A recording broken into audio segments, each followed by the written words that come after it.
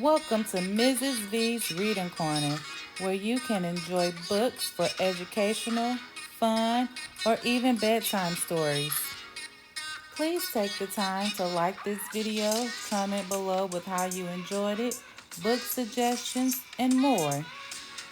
And don't forget to subscribe to my channel to get all the new books that I post first. Tripping Over the Lunch Lady by Angela Johnson.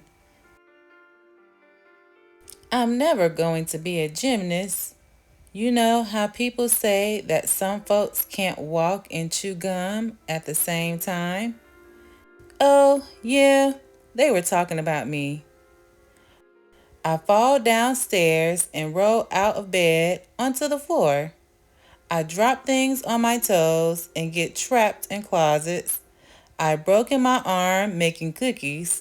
Don't ask. I even got locked in my own locker once. I wanted to see what it was like inside and had to stay there till the end of school for the janitor to let me out. Do you know how embarrassing it is to be caught in a locker? Just ask me. I'm especially not good with my feet off the ground. I was telling Mr. DeMister just that about the time I was flying off the trampoline over Tony Freeman's head yesterday and scared him so bad he wasn't spotting for me but was talking to Gus Jackson about what they were going to do after school. That he choked on some gum he wasn't supposed to have in his mouth. Right around the time he was having the Heimlich done on him, and Gus was screaming to apply direct pressure.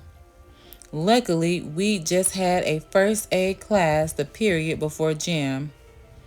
I realized that what everybody calls me is probably true. Jinx. That's how everyone refers to me. My own parents, even. Mom thinks it's cute. My Uncle Jeff began calling me Jinx when I started crawling backwards as a baby and getting stuck in boxes, under tables, and even, the story goes, a pair of my dad's boots. Dad pats me on the head like an old skunky stray and says Uncle Jeff was just like me. Yeah, right. Uncle Jeff drives a Porsche and lives in a cabin in the woods with a hot tub. I'm too uncoordinated to even drive a car, and I'm pretty sure a hot tub is just a bad accident waiting to happen. I love Uncle Jeff anyway, though. I guess he might have been a jinx back in the day, but hey, he must have grown out of it, which doesn't necessarily mean I will. I'm never going to be able to keep my feet together and fly perfectly on a trampoline. I'm never going to be able to make a basket without breaking somebody's bones. The doctor did do a good job on Mr. DeMister's nose, though.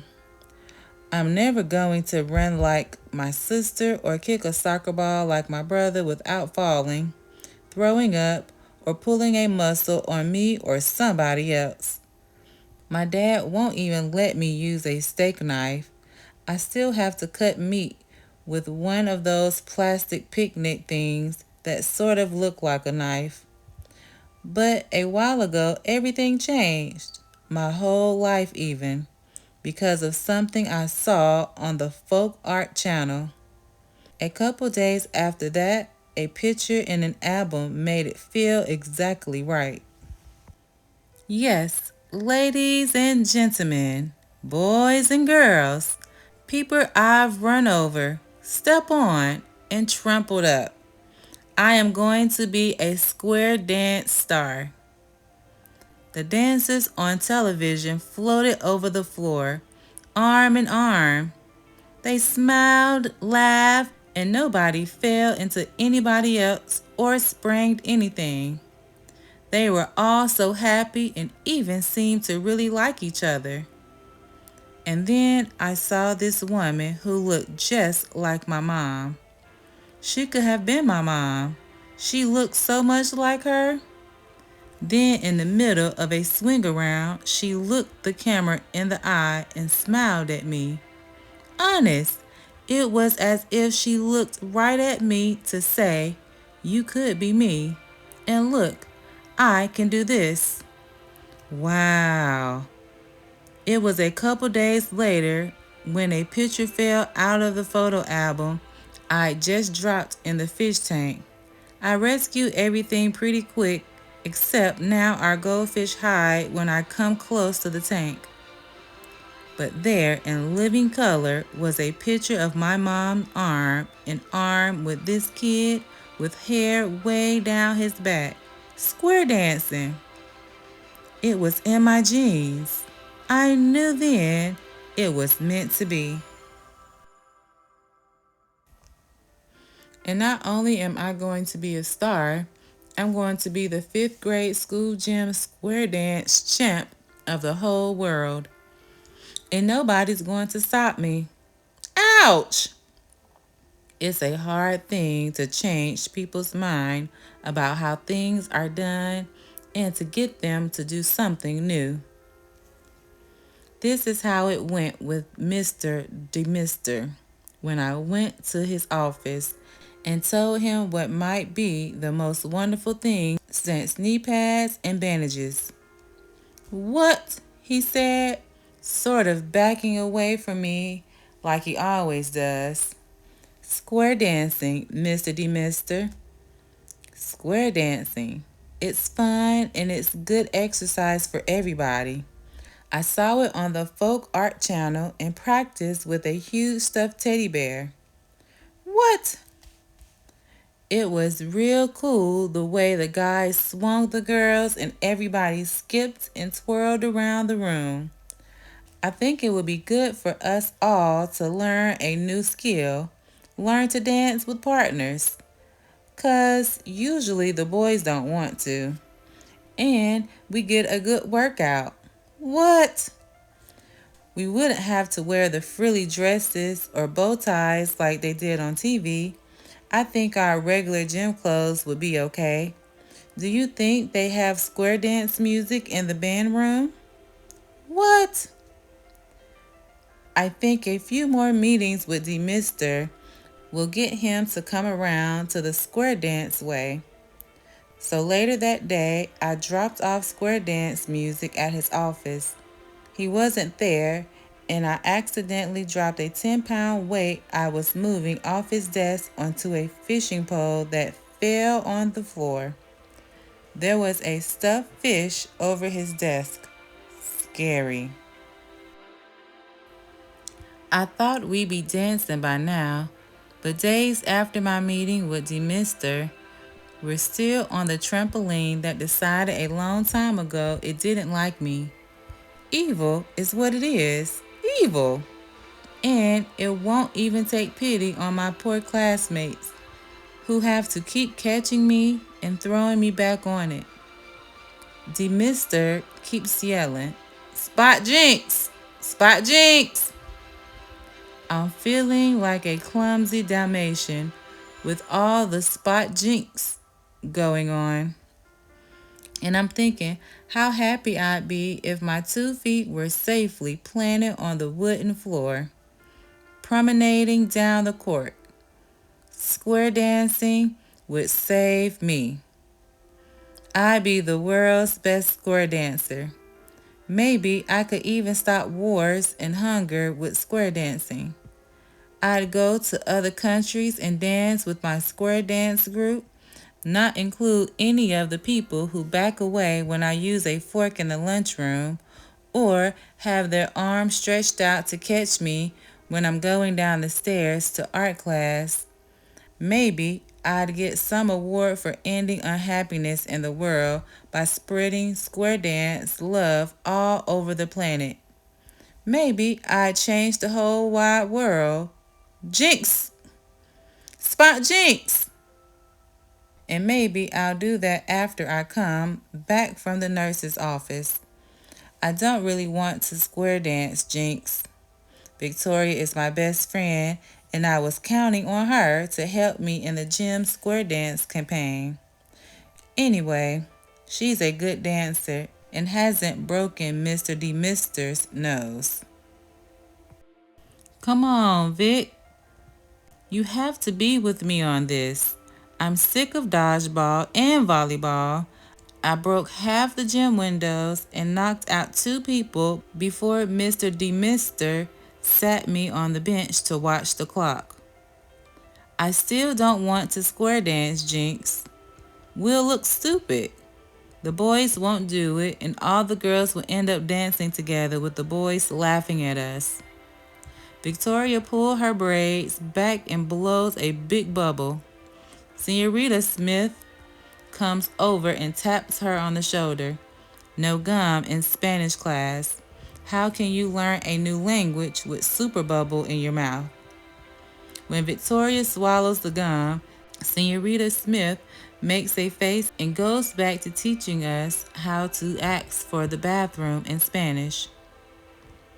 Senorita Smith comes over and taps her on the shoulder. So, what if they laugh? It'll be fun. Our feet will be on the ground and there won't be any round hard balls to knock anybody down or break anything. Help me out. This will be great. My best friend forever, Vic, will be. She's going to the gym during our free period to practice with me. We'll be square dance champions of the world when we finish. Square dancing forever. I'll be carrying Vic's books for a few weeks to class for her. Her foot cast is pretty cool though.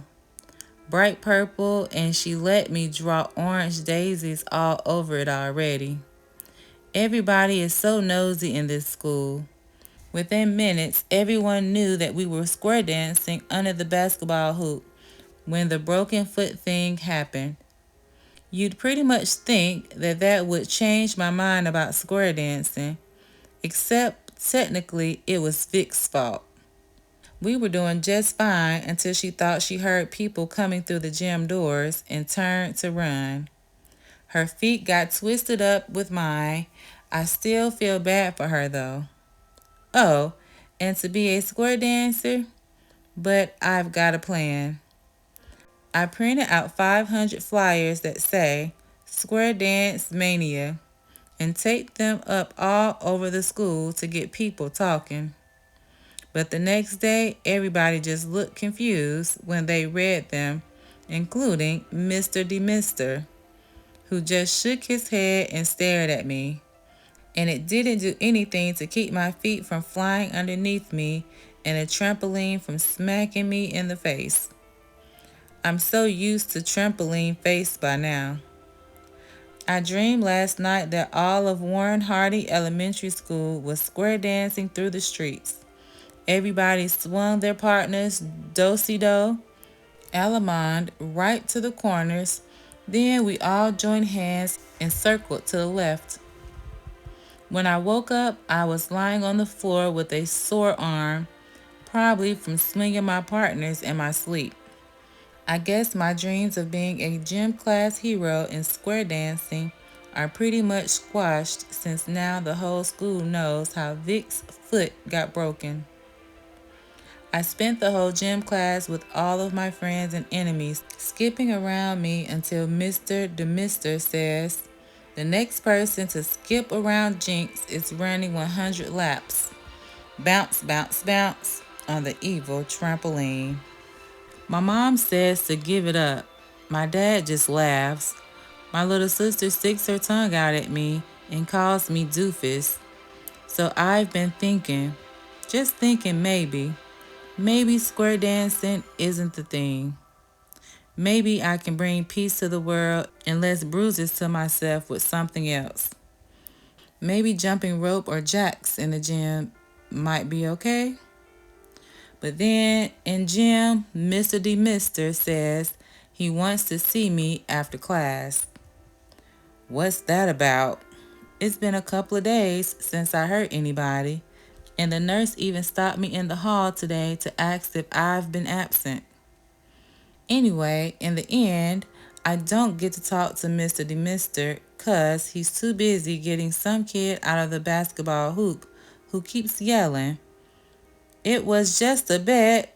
It was just a bet."